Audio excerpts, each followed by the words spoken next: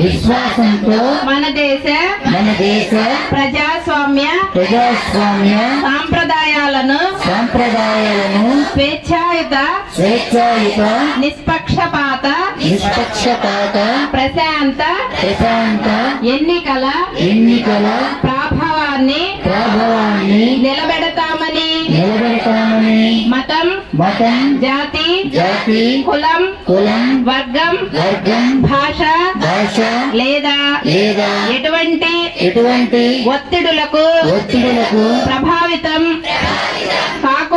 కాకుండా ప్రతి ఎన్నికల్లో నిర్భయంగా ఓటు వేస్తామని ఇందు మూలంగా ప్రతిజ్ఞ చేస్తున్నాము.